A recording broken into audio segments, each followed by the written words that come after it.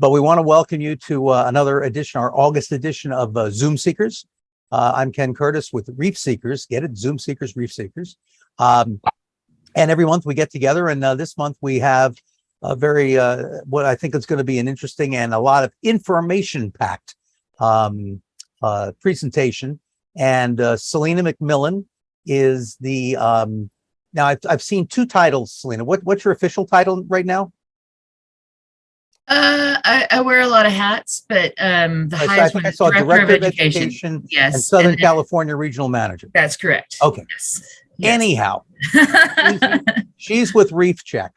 And if you don't know, last month we had Ocean Defenders Alliance on, Kurt Lieber. We had Nancy Caruso on with Get Inspired before that. And Reef Check to me is the ultimate example of what we call citizen science. And it's a debate we have always in the research areas about how do you want to get, how do you want to get your information? And you can either do really, just get PhDs and people who have real good scientific background, and you get like this much data, but it's absolutely correct. Or do you go to what we call citizen science, that it's not always maybe 100% accurate, but instead of this much data, you get this much data. And a lot of times you can like spot trends that it would take years and years and years to spot when you're getting this much data. So to me, Reef Check has always been, and hopefully she doesn't start off by saying, well, that really misrepresents what we are now, Ken. But Reef Check has always been a good example of citizen science. So instead of me yammering on, would you please all give the usual nice Zoom Seekers welcome, and then mute your microphone if you haven't already, to Selena McMillan, and off we'll go. Selena, all you. Thanks, Ken. I appreciate it. Let me share my screen and I will get started.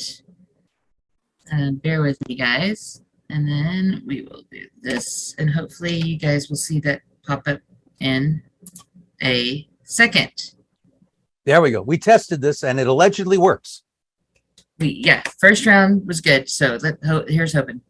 Yeah, I'm just going to take you through a little history of Reef Check. And thanks for the introduction, Ken. I appreciate it. And it's very nice to be here with all of you guys. So Reef Check Foundation was actually created in 1996. It was an answer to a very dire question, which was everybody started seeing all of this coral dying, and they didn't know what was causing it. They didn't know the extent of it. They didn't have enough people on the ground to really get an idea of how far reached it was. Was it just isolated, or was it all, globally affecting the corals? So yeah, basically that's what it was. It was, what is the health of the coral reef globally? And so our former executive director, Gregor, came up with this idea of utilizing people on the ground, aka citizen scientists, and training them to be able to collect data themselves. And that engages the public, and then it also gives ownership and educates them on marine conservation, and gives them a way to be able to be the eye in the water and collect data, which has actually been used quite a bit.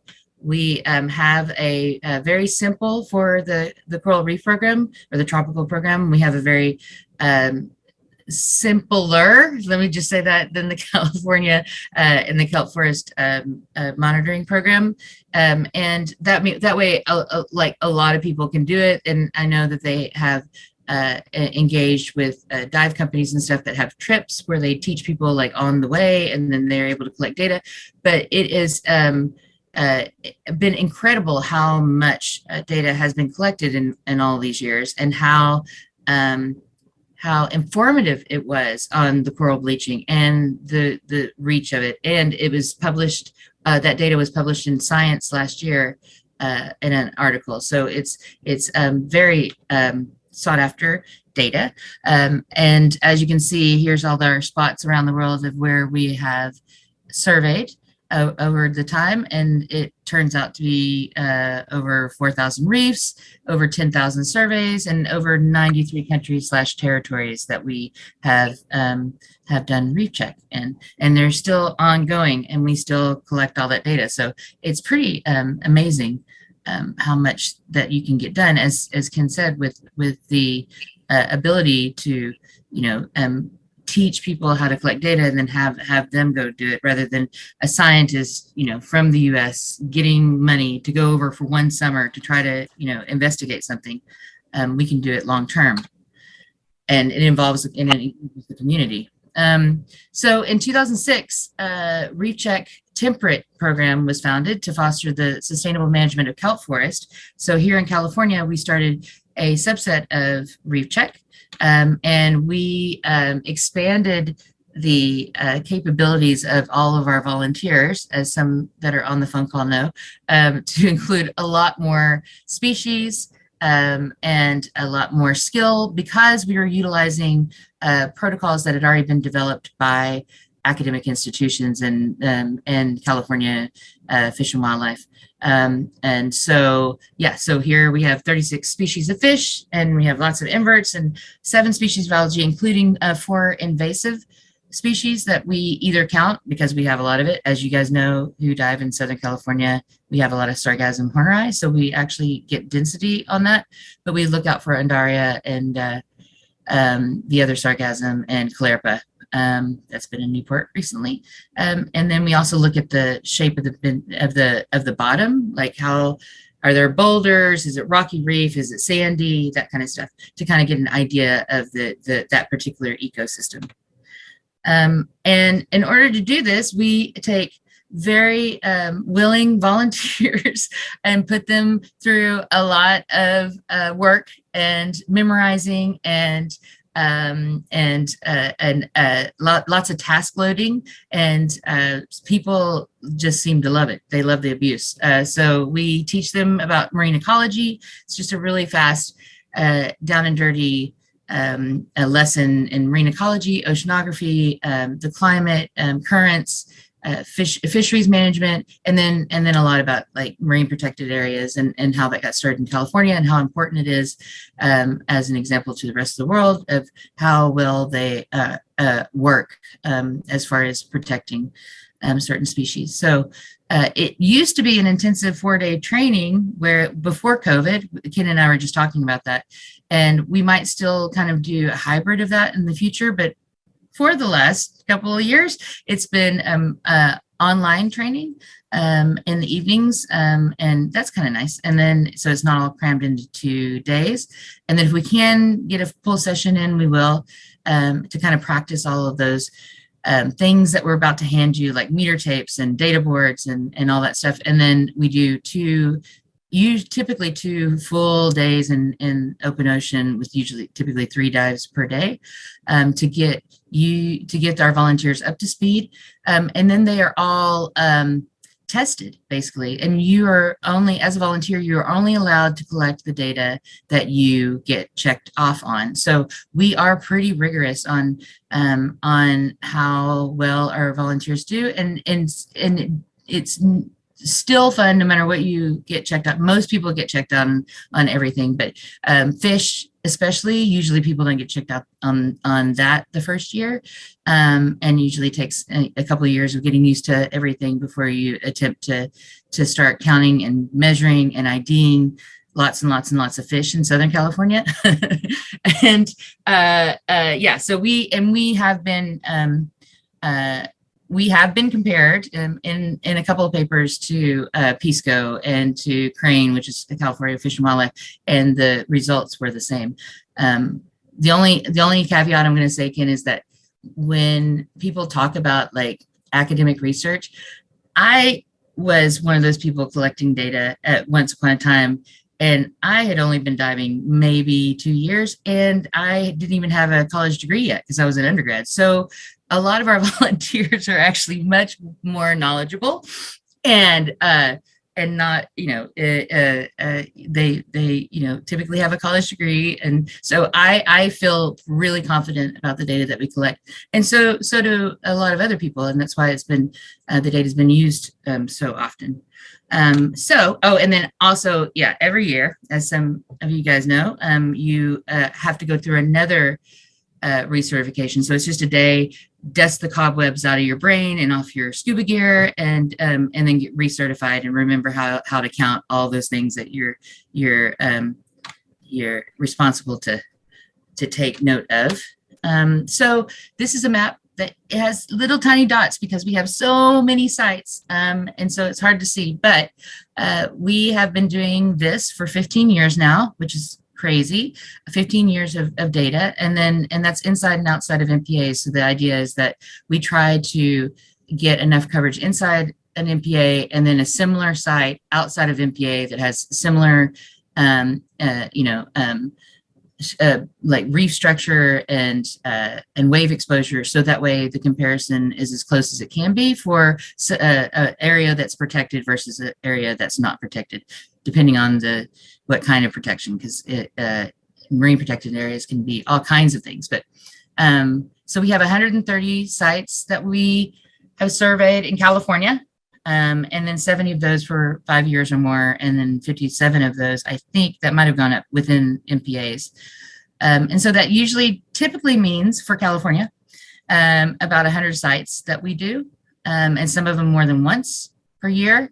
And we typically train about 250 volunteers per year. So even if those people go out into the world and decide that they don't like, to write underwater, or the task loading is too much for them, I've heard from many of them that they still walk away with so much more information, so much more appreciation when they do go diving of what they're seeing and what it means, and just that understanding. And I think that also then goes out into the community, and that love of the ocean and the respect for it and the need to do what we can to conserve it is there. So, and along the way, this isn't even all of them, but we've gained a lot of institutional partners, people that we work closely with, either through research or a lot of these academic institutions utilize the Reef Check training for their AUS scientific course. And then, a lot of them were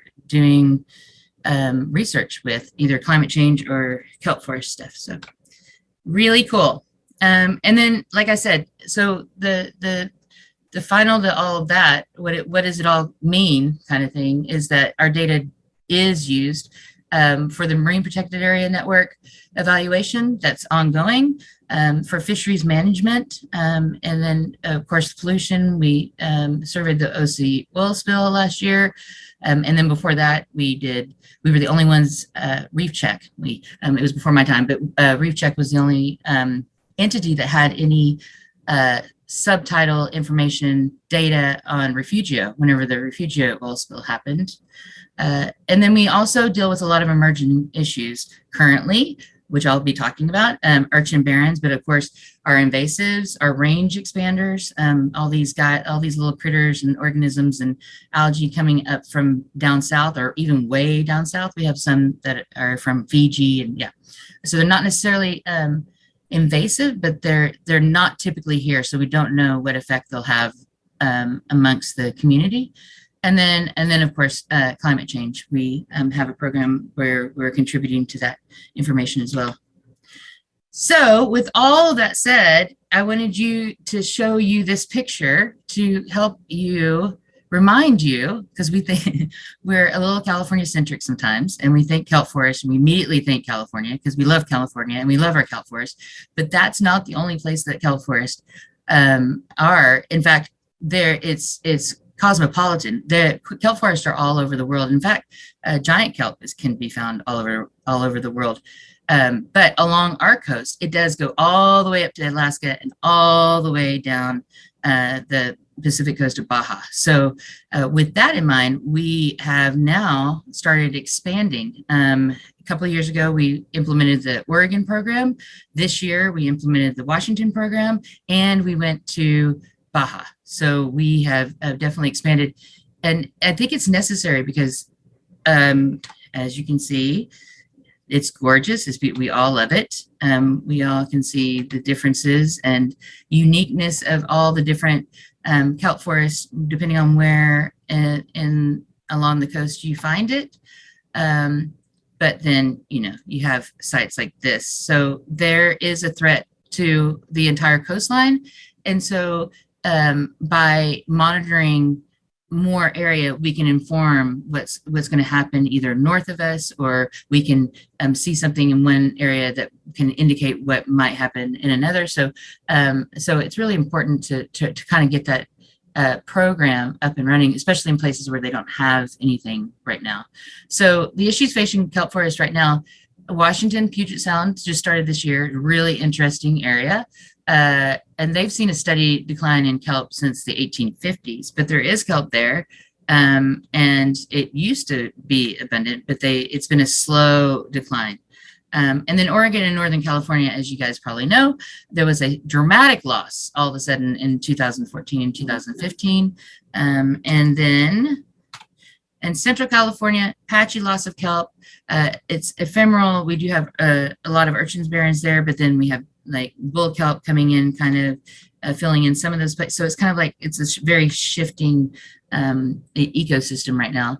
And then Southern California and Baja, there has been loss of kelp, and we do have urchin barrens down here, to many people's surprise. And we also have in the sargassum horneri, or invasive hornweed, that's spreading. If you've been to the front side of Catalina and have seen that, I've been told, I've never seen it, except for now, I think that area at Seafan Grotto is pretty representative of what the entire front side of Catalina used to look like, is what I've told. But I just dove over at Torquay the other day, and it's just all brown. There's everywhere we do one survey where we indicate what at each point along a meter tape, what is covering the rock on the ground, whatever that is, whether it's red algae or mobile invertebrate or a sessile invertebrate, we indicate so we know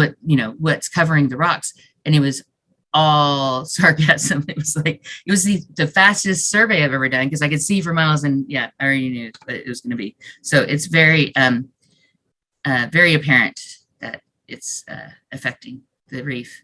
And so how did this all come to be, these threats? And one of it is the loss of urchin predators. So number one, we all know the story of the fuzzy sea otter, very cute. And they are a huge consumer of urchins and other stuff, but they really like urchins. But for a while there, they thought they had been hunted to extinction. They didn't even realize that they existed any longer. So that's how furry and fuzzy their lovely fur is that they got hammered, and for a long time. So I feel like that started that trend, that early trend in Washington, because they saw that loss of their major predator.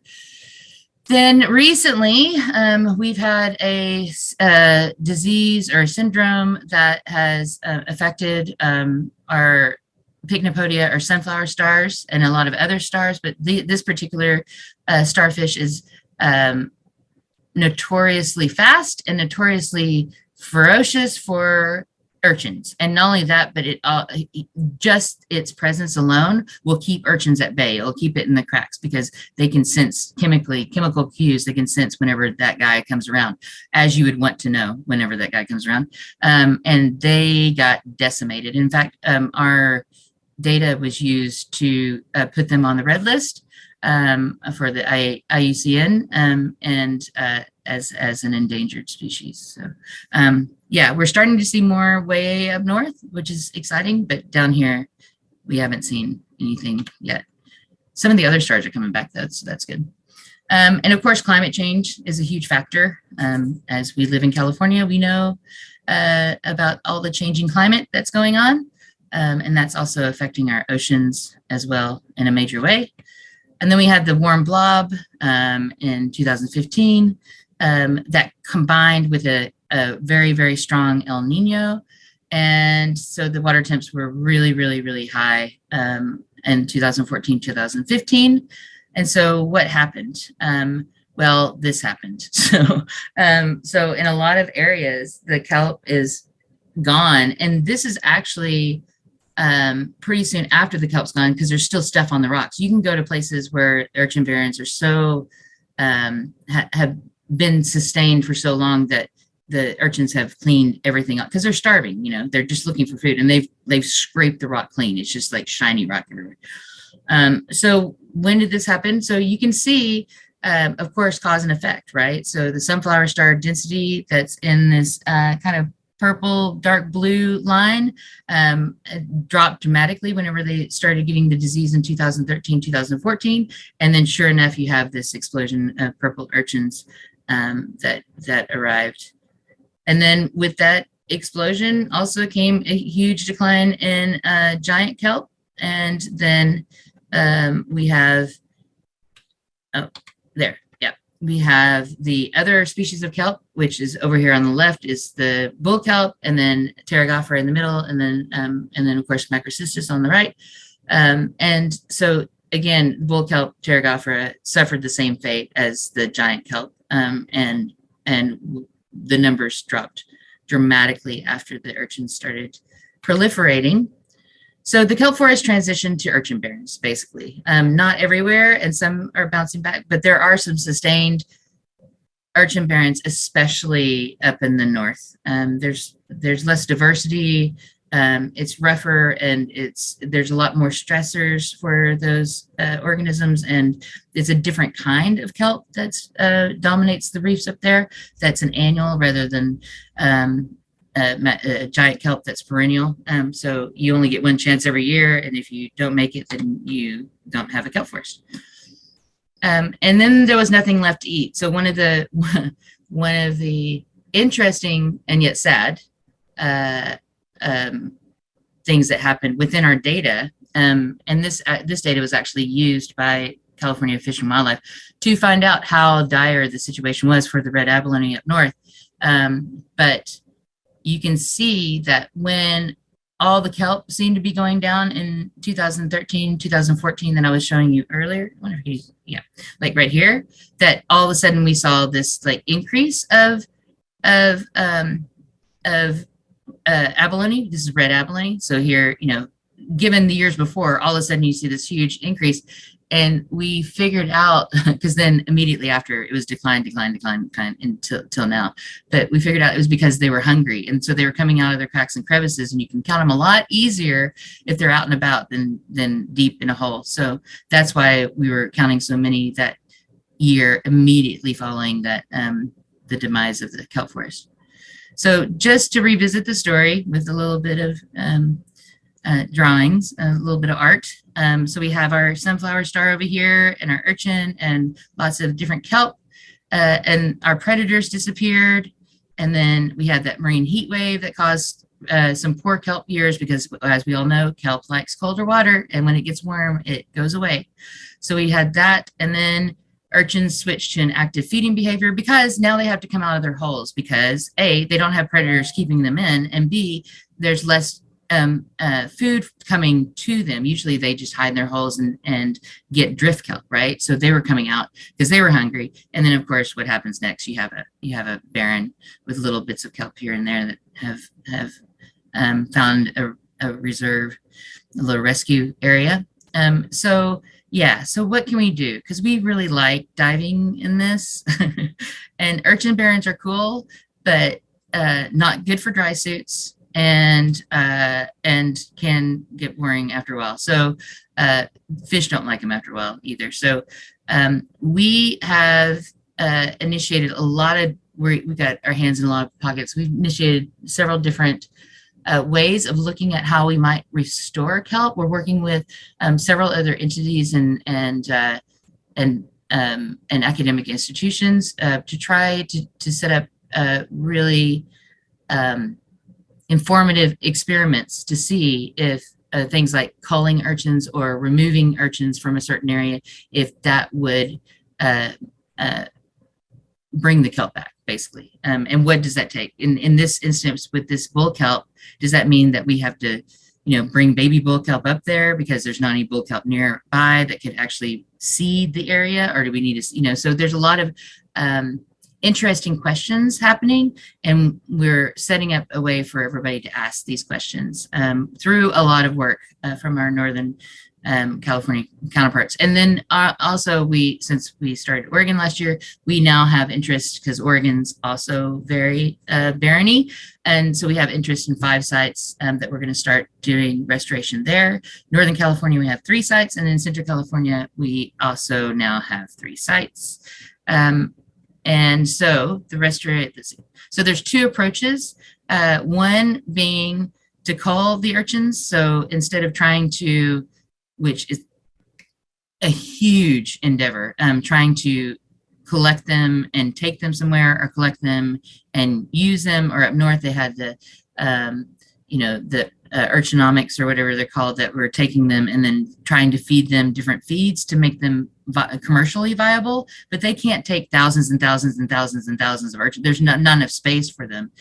So here you see on the right, you see them coming to the dock, and they were doing this every day. These were commercial urchin fishermen that we were given a grant to be able to hire them because they're out of work. All the urchins are starving. They're not commercially viable up there. So it gave them a way to work and make money, and then helped us be able to have do this project to find out if it can be done, kind of thing. So up north, we had one site in Noyo Bay, and we had one side that was the restoration and one side that was control.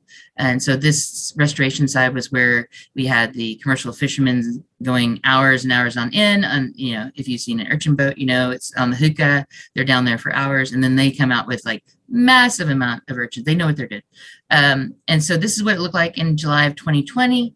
And you can see all these urchins. They were, so our people up north, Tristan, who's now left, she's at the Conservancy still doing kelp restoration stuff. And then Ian and Morgan, they had volunteers that were then measuring and weighing the gonads of all of these guys. So I can't even imagine. And then you have these guys working all the time. I think they had 2 or 3 fishing boats. And so they ended up with 45,000 pounds between July 2020 and December of 2021 that they cleared. So that's a lot of urchins. And this is just for one site, right? And so then the urchins at Noyo Bay, what was the result? It looks like it works. I mean, it hasn't been that long. It's just a year, basically. But for the control, you can still see the urchin density up here is still high. And for the restoration site, as they brought that down, then it stayed down, and they've had to come back and clean it up a bit, but it's stayed relatively not urchin free, of course, but a very low density, normally low density of urchins instead of this huge amount that we have now. And then as far as the kelp, they were very, very excited to see kelp come back, bull kelp at Noyo Bay, and in that restoration area where the urchins had been taken away. So here's, their first picture of their first baby bull kelp, and they were so excited about it. They were like, it worked, but it's good. It's actually coming back a little bit. So that's hopeful. And it's something, it's good that we're doing something, and we're learning so much from the process overall. And so what about Monterey? That's the other area that we were working in. We worked with Keith Roostart, who got a bunch of volunteer divers to take a course to learn how to cull urchins correctly without hurting the reef. And it was a 2021 diver effort. 81 people were trained. It was literally, I would say it was over this, but recorded 386 underwater hours. It was a lot of effort. And over 200,000 urchins were smashed. And then they talk about this grid, and that's like kind of like the control and the testing area. So for them, they see the same thing. And again, this is very preliminary. You can see it's spring to summer. But it looks like the restoration site, the urchins are staying at bay, and then the kelp seems to be coming back a bit. So again, it's the idea is working. And so where do we go from here? And this is a picture of Tanker's Reef. You can see it kind of looks like Refugio, if you guys, anyway. So we keep working. We have to keep going. We have to keep doing the things. We do, as I had mentioned before, we do climate change, ocean acidification monitoring. We have sensors we have hobos at 75 sites in California. And then we have 6 sensors in strategically placed areas down the coast to try to capture. That one's Big Creek right there. Don't tell anybody I told you. And then we also work with people like the Sunflower Star Laboratory. If you haven't checked them out, they're pretty freaking awesome. It was a consortium of researchers and business people, and they created this board. And then Vince, this guy right here, this is our director, Jan Frywald, but Vince right here, he was at Moss Landing whenever I was a master's student, and he was a perpetual student, but it paid off because now he's set up in his home, he's set up this lab, and he has all these collaborators from all over the Pacific coast that are so eager to work with him and see what they can do as far as trying to restore the Sunflower Star. And they're very honest about what they're doing. Right now, they're starting small. They're starting with, sea stars that aren't endangered and seeing if they're able to cultivate and culture them. And then you have to learn how to, make the algae that the little planktonic sunflower stars can eat and all this stuff. So it's going to be a long process, but there's hope, and they're very, very smart people, and they're getting a lot of backing, and they have really cool sweatshirts. So I encourage you to check them out. And it has a sunflower star on it, believe it or not. And then of course the monitoring. The monitoring is one of the hardest things. I used to work for Pisco, and then when I was there, I worked a lot with Fish and Wildlife, and it's one of the hardest things to try to explain to people why it's so necessary and to get funded. But a lot of these things that we see or know about what's happening along our coast, we would not know if we didn't have something like Reef Check going. And a lot, I have so many examples of when one of our volunteers was at Breakwater, or one of our volunteers was at Point Lobos and spotted an invasive species. And it was all because they took the course and they did Reef Check. And so it's not only educating people, bringing people together to do something for the ocean with the purpose, but also it gives people the knowledge to have ownership and to be able to go and protect it themselves and notice whenever something's not right. And so it's not just the monitoring, but it's the outreach, it's the education, it's the community, and the data. The data's good too, but it's all the other stuff. A couple more looks at the urchin. We want it to go back to this beautiful bull kelp forest, and we can't do that without our volunteers, who are awesome, amazing.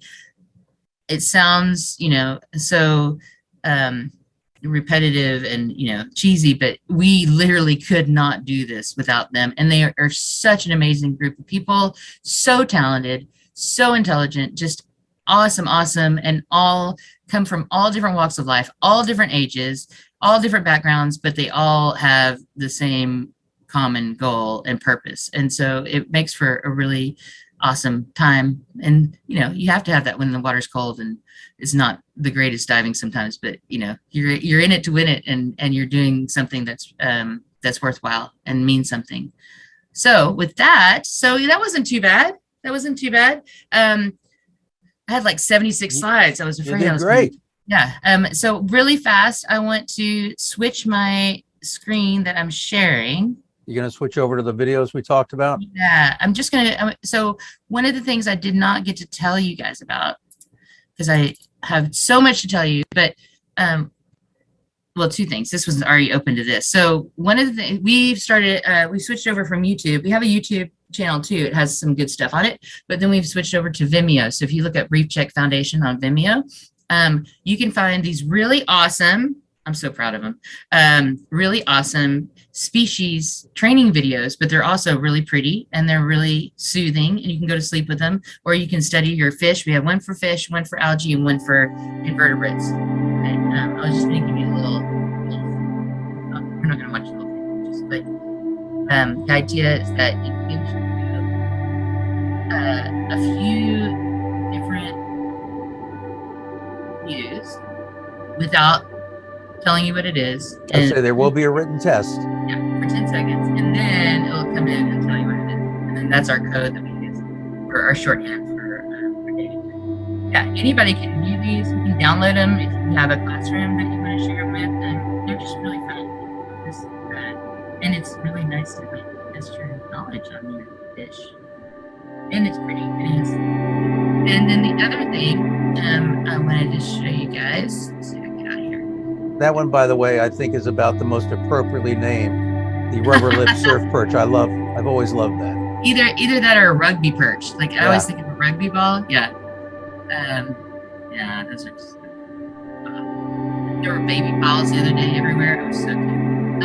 So yeah, and then within our, hopefully it goes back to the same window. Yeah, and within our, we have a few things that we've added. It's new, so it's pretty cleaned up. So it's pretty focused. There's more information. We're starting. Believe it or not, there's a bunch of urchin barrens that are starting to appear in Big Sur. I was just there last month, and we started another site in Big Sur to control and a restoration, where we're going to do a similar thing as we did up north, and get commercial guys to come in and take the urchins away and see what happens. And then let's see, it's not showing. Oh, there it is. And then, so yeah, the one thing that I did not get to tell you guys about is our new Dive into Science program. And so that is, as a director of education, I'm in charge of, believe it or not. And so we're working with Indigenous youth and what they call transitional youth. So somewhere between 17 and 22, 25, somewhere around there, that are thinking about college or, don't know what they want to do. So we offer them a lot of times, as you guys know, that scuba diving can be very, anyway, it's here if you want to, but I'll stop sharing my screen. Very cost restrictive, especially the equipment and the gear. And so we have developed this program that's 2 to 3 years, depending on what their choice is at the end. And it is starting them from open water, going through advanced rescue and all the dives that they need to be able to qualify to take the Reef Check course, become volunteers, and then they have the opportunity to either do AUS scientific diving, because Reef Check's not AUS member, or they can do an internship with one of our local dive shops. I've had lots of offers to learn how to become a dive master or dive instructor and get those skills. So it's a really great way to bring them to the ocean. And I always say this and people don't believe me, but it's amazing how many people have that live so close to the ocean have never seen it in person. And then give them the ability to go underwater, especially, we just received a lovely funding from the state for 2 foster care groups in LA for that transitional period. And so we're really excited to be working with those guys.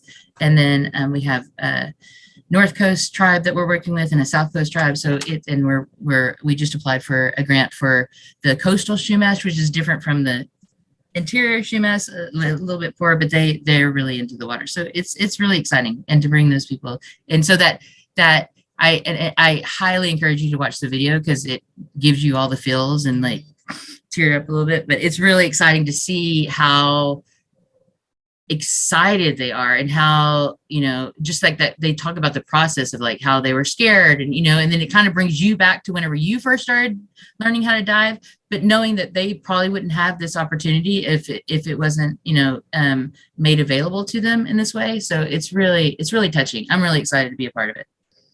So that's it for me. Cool.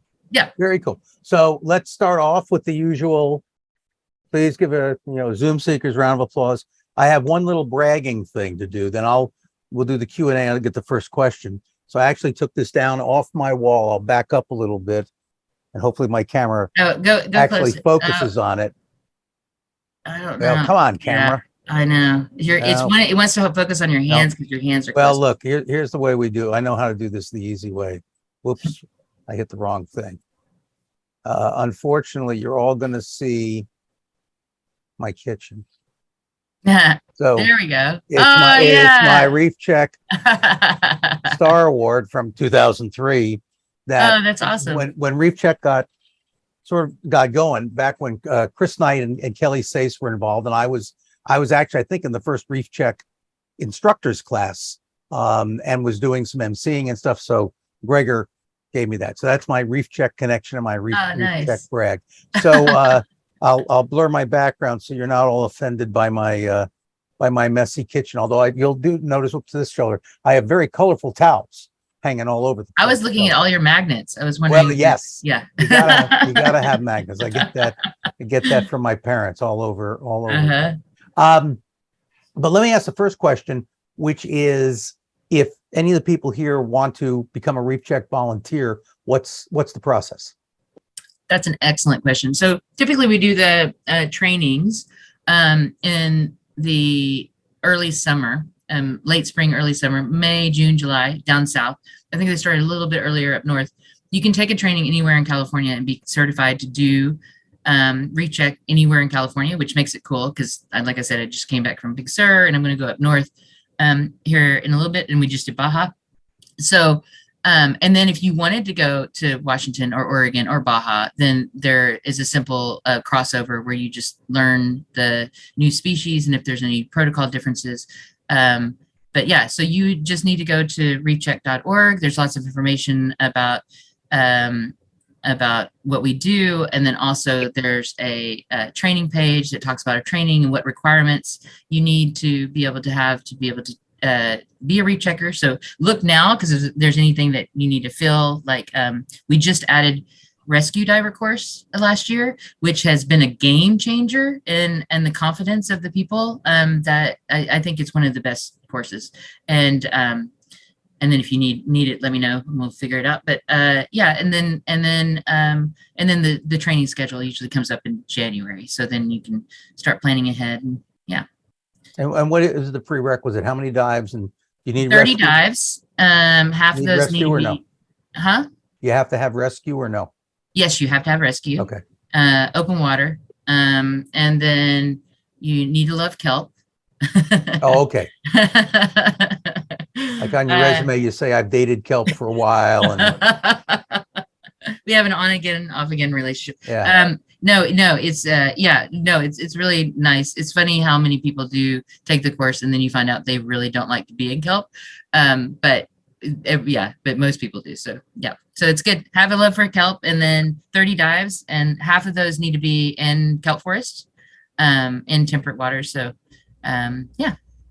All good stuff. So if you've got questions, you can either use the raise hand little icon thing down there, or you can physically raise your hand, and hopefully Kaz, is that right? Kaz?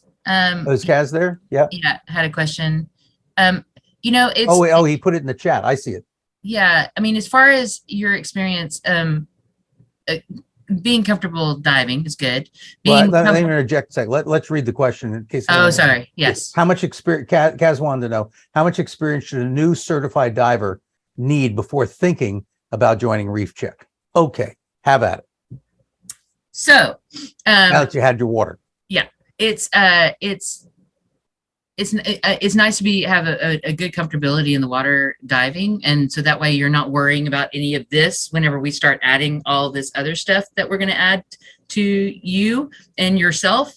And so yeah, if you can be autonomous and be comfortable, you don't have to have your own gear. It's nice to have your own gear, and people usually transition into getting their own gear if they don't have it already, so they can do more dives and not have to rent. Yeah, that's about it. And actually, you mentioned a thing there in terms of gear and stuff like that, because I'm thinking, okay, what does it really cost for you to be a volunteer? Are you doing mainly beach surveys or boats, surveys from beaches, surveys from boats? And if it's from boats, is that an expense that Reef Check picks up for the volunteers, or is that an expense the volunteers have to pick up? Well, yeah, we don't make much money. I can guarantee that. I know. It's nonprofit. I get it. I'm struggling. But we were getting some subsidies from the state, and then we do get private donor money, and we used to have an auction. So yeah. I know. But I MC the auction. I know. That's why I mentioned it. But typically we do shore dives all up and down the coast in Oregon. But here in Southern California, it's hard to do a shore dive on an island. So we do have boat surveys that we do, and we typically ask for a donation, which can be written off on your taxes, by the way. But ask for a donation. You typically like $100 for a full day on the bottom scratcher, but it's but if you can't afford to do that, then it's not mandatory. Yeah. We just really appreciate it. All right. Boats are expensive these days. Yes, they are. Yes. Yes, they are. And they keep going up. I see Mr. Lum and Ms. Horowitz have both unmuted themselves. I'm assuming maybe you have a question there or no? Go ahead. Yeah, Sue. go ahead, John. John, you go first. Susie, you'll be up next. Oh, okay, thank you.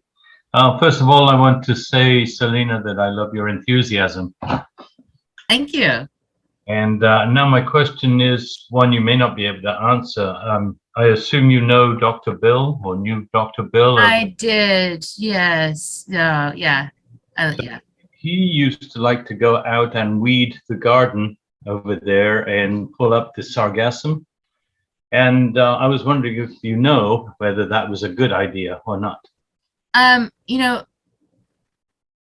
this point, I don't want to get myself into trouble. I've seen reproductive sargassum all year round. So I feel like you could mitigate it a bit. I mean, even him, he was out there every day, sometimes twice a day. That guy, I can't believe his stamina. I mean, come on. I mean, yeah, during chemo and everything, that guy, he was amazing. But he was out there every day, sometimes twice a day for an hour on end weeding, and you still see it come back every year. But it was keeping it down, right? It doesn't look like Torquay or some of the other sites that are really nearby, right? And so I would imagine if you had a force of volunteers like they do, up north and wanted to try that could be something that we could give it a go. You're not going to be able. I may be wrong. It's always a possibility, but I don't think you're ever going to get rid of it. It's here to stay. It's giving enough space during certain times of the year that other algae can then take hold and take up that space. So yeah. Like giant kelp, or like I said, you go to Seafan Grotto and you see red algae and you see all this diversity of algae, and it was just so striking to me to go to Torquay and it was just sargassum. It was just sargassum.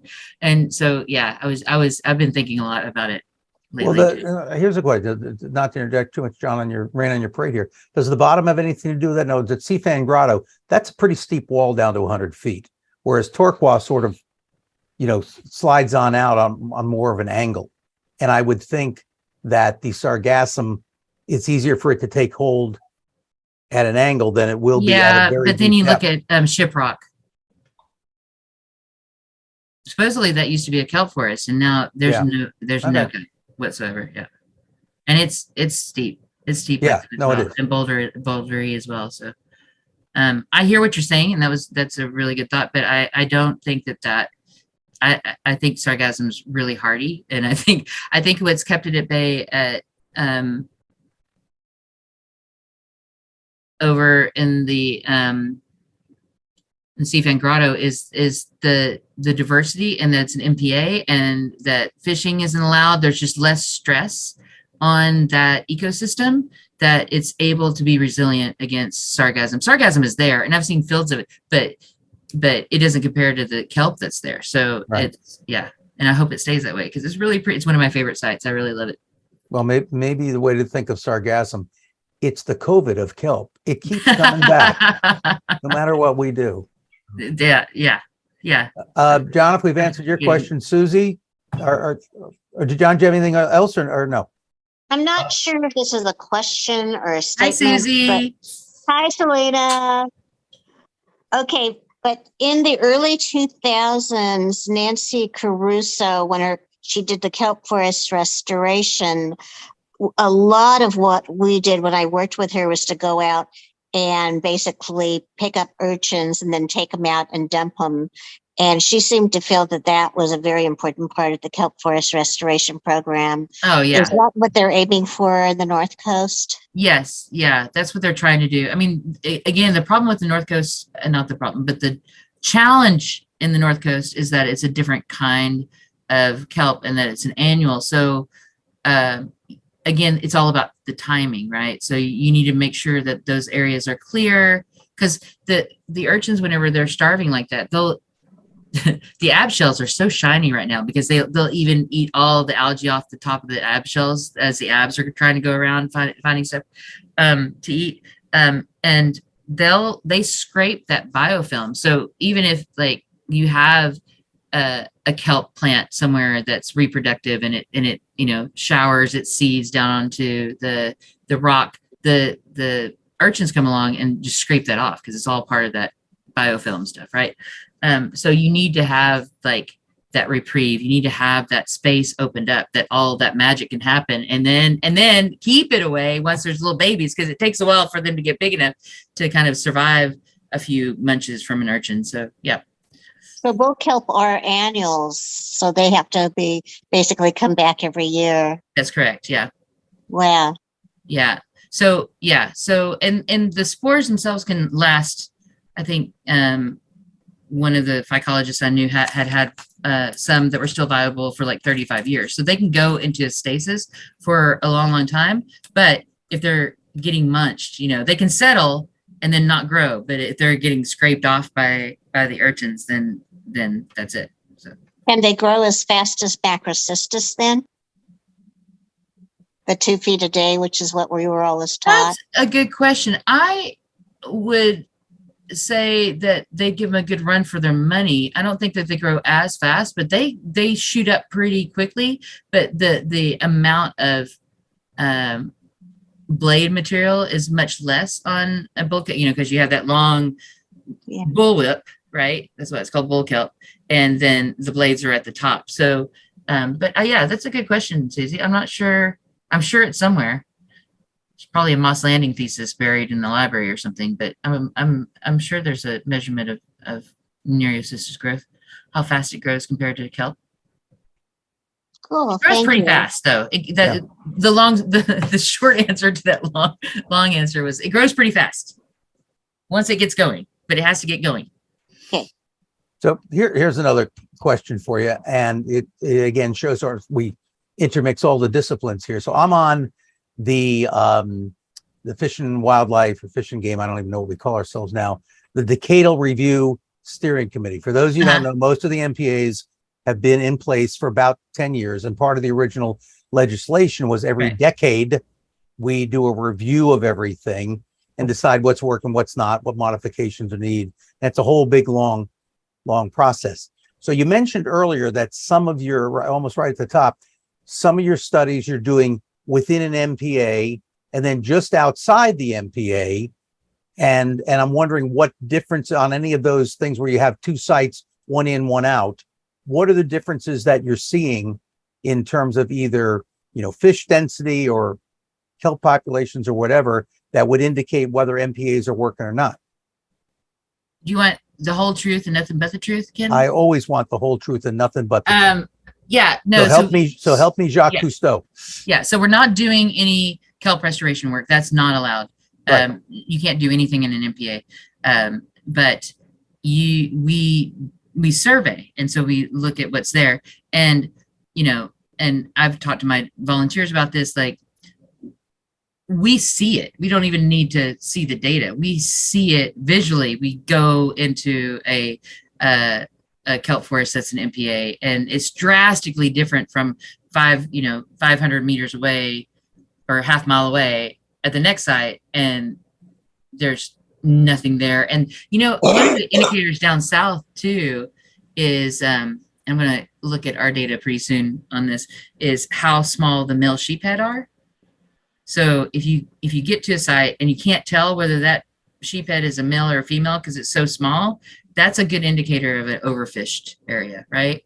And you do see a loss of diversity, and you do see everything just looks thinned out, where whenever you have that protection, and if they're able to regulate that protection, so this is my caveat, if you're able to regulate the protection successfully and keep people from poaching and keep people from doing whatever, then you have a very, very excellent ecosystem that then can make babies, and hopefully those babies can, be your savings account and actually go elsewhere and kind of like feed the rest of the coast.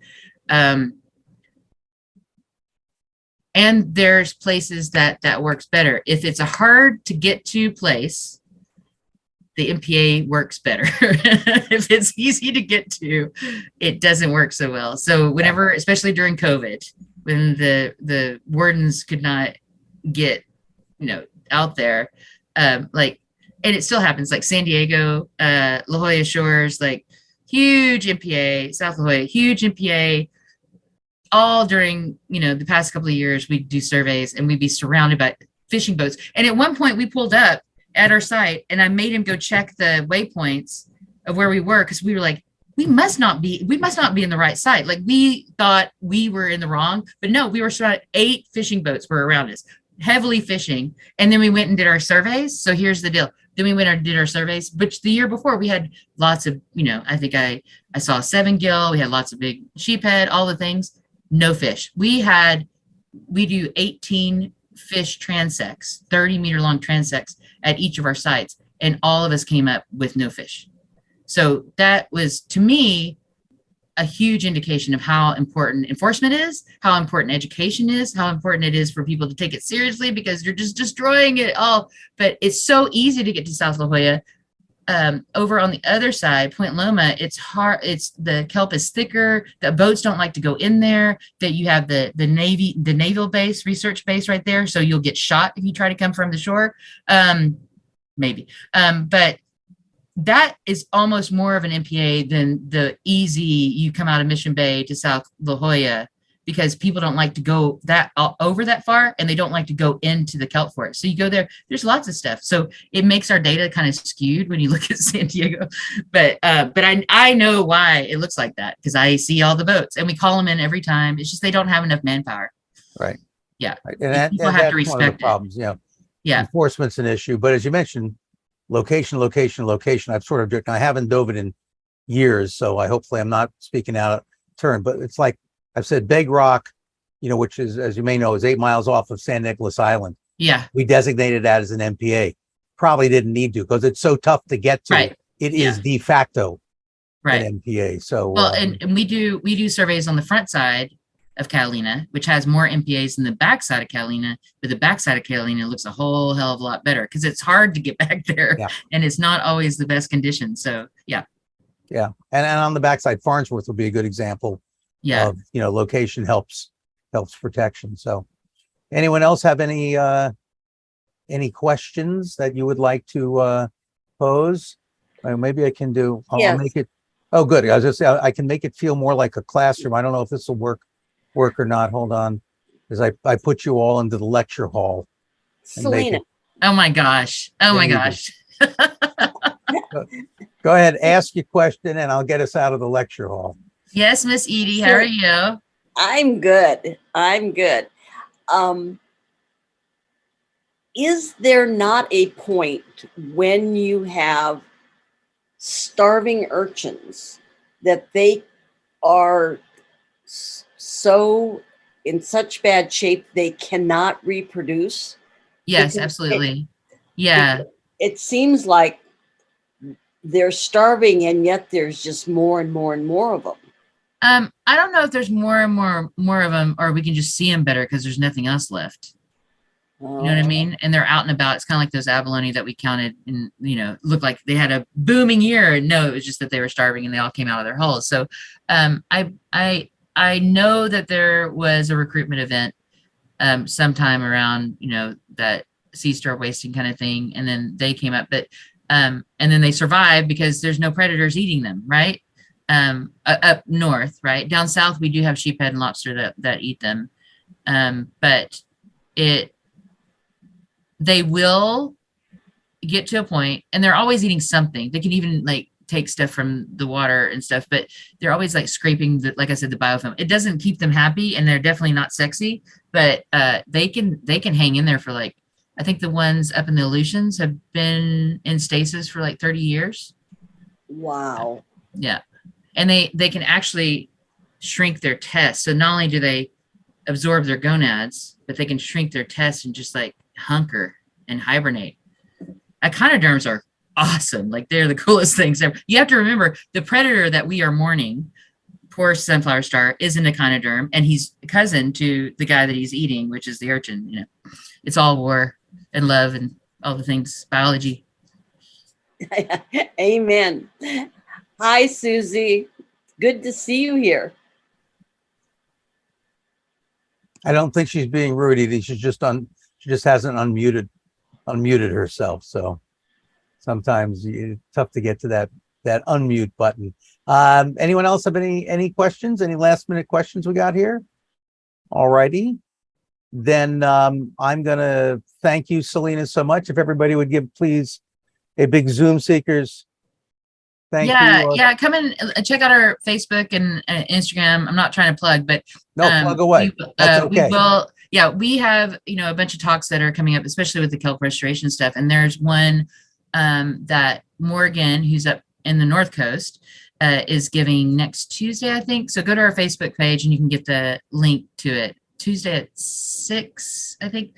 And that she'll be talking all about like what they're doing up north, and that's involving Nature Conservancy and CDFW, and there's a lot of people involved. It's a huge project. It's really cool. So if you're interested in that, please seek that out and come and join us. And you can always get a hold of me if you have any questions. And yeah, all good. And if you can't know how to get a hold of her, get a hold of me and I'll get a hold of her, something like that. So again, Selena, thank you so much. Let you guys know next month on September 13th will be what I think will be a very, not that this wasn't interesting, but a very interesting one. Our guest is going to be Adam Tucker. Adam was the lead investigator for the NTSB in the Conception fatality. And so this is 3 years since that happened, and he will give us a talk and about the investigation, what they found out, some of the results of that investigation, changes that have happened in the industry. I mean, he's not going to go pointing fingers, and I'll be writing a little bit more of a moderator herd on everyone than I normally do, but make a note on your calendar because I think that one is going to be very, very interesting, because obviously that was not only a huge tragedy, but has had a profound impact on the local diving industry in terms of the way things are done, things that are not done that used to be done, and just the way we look at boats in general. So that's next month on the 13th, the always the second Tuesday of the month. So with that, Selena, again, thank you so much. Thank you. We want to thank everybody for attending tonight, and I won't see you before Labor Day, so I can say have a good Labor Day. And for Marlo and Audrey, I'll try not to gloat too much if the Dodgers keep beating the Rockies, but any chance I get. Thank you all very much. Thanks for being here for Zoom Seekers. I'm Ken Curtis for Reef Seekers. We will see you next time.